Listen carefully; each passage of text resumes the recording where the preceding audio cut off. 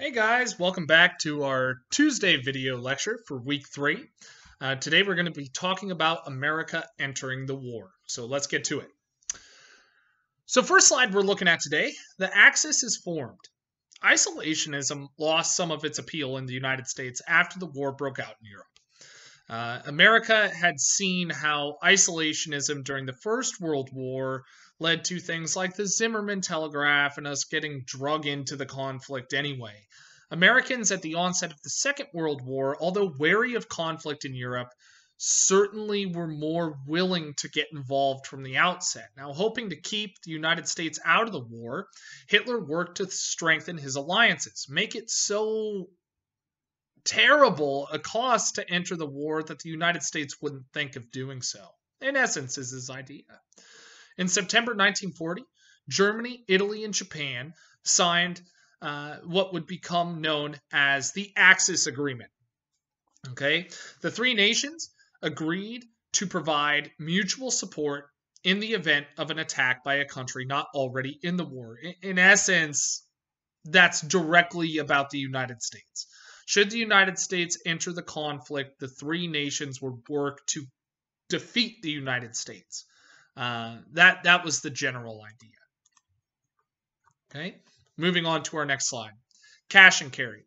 The outbreak of war in Europe put the United States in a risky position, since Americans feared being provoked into the war. Again, this is what happened with the First World War.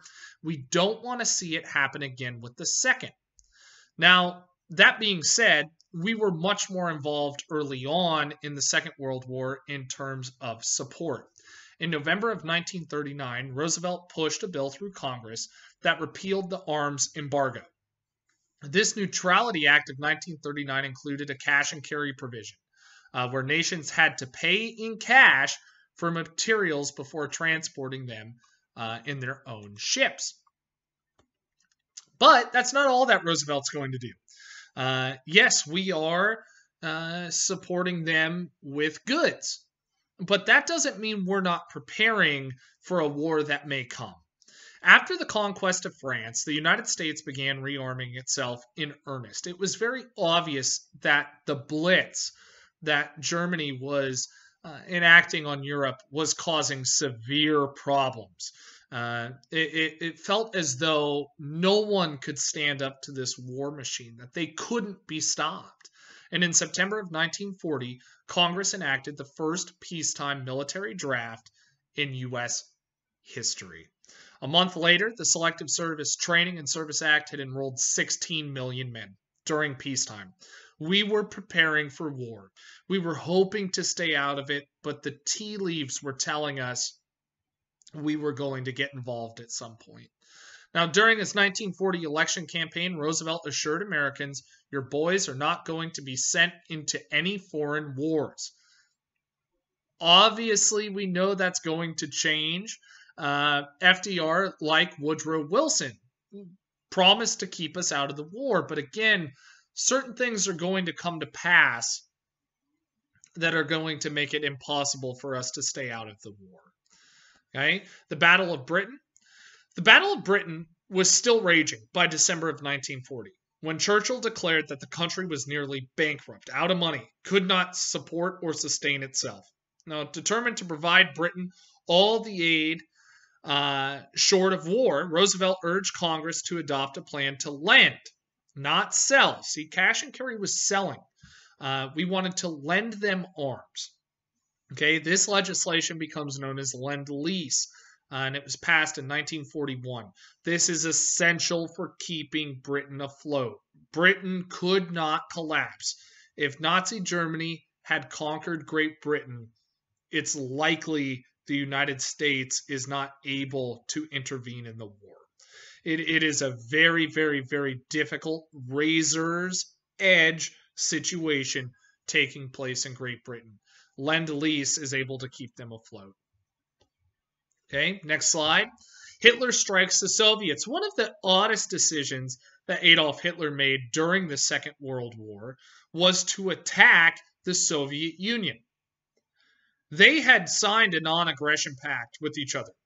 Joseph Stalin didn't much care if Adolf Hitler took Europe. It wasn't really something that he was willing to intervene on behalf of the Allies for.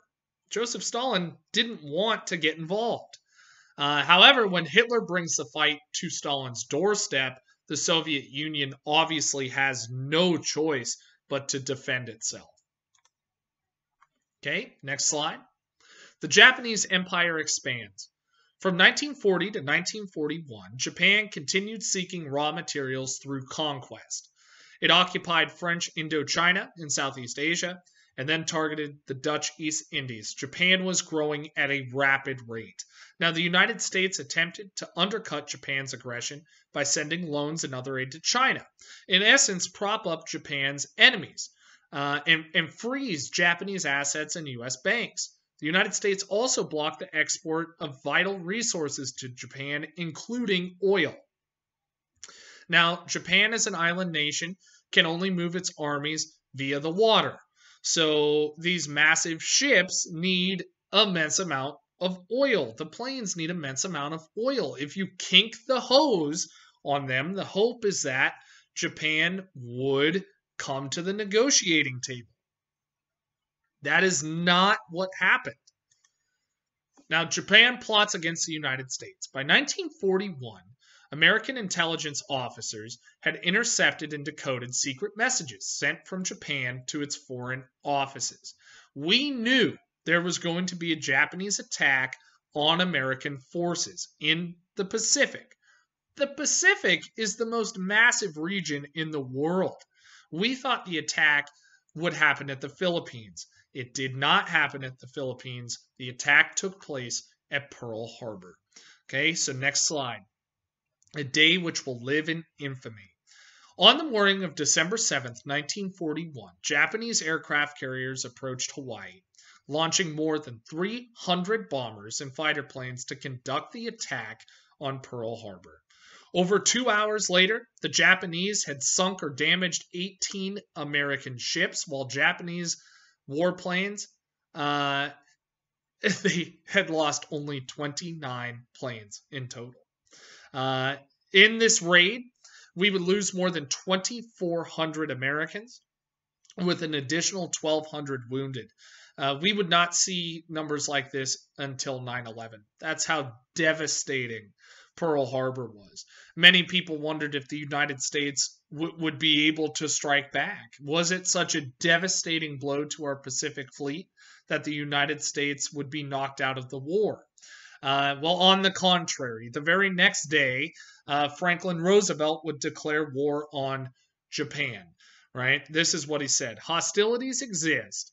Our people, our territory, and our interest are in grave danger. Right, 3 days after the United States signed the declaration of war against Japan, Germany and Italy declared war on the United States. Again, that is because of their pact that they have with each other.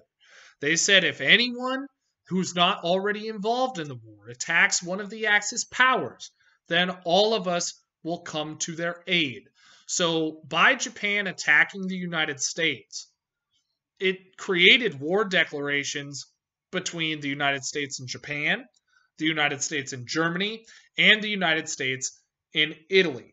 All right, Americans began to prepare for a conflict that would test the nation's strength and courage. Fortunately for the United States, we've just gone through the Great Depression. Our men and women are as tough as any in the world, and we are not going to let an attack at Pearl Harbor keep us from making the world safe for democracy. Okay, you guys have one more video lecture for the week. We're going to talk about preparations that were made for the war. As always, please stay safe. I miss you very much. I hope you're well, and I can't wait to see you soon. All right, bye.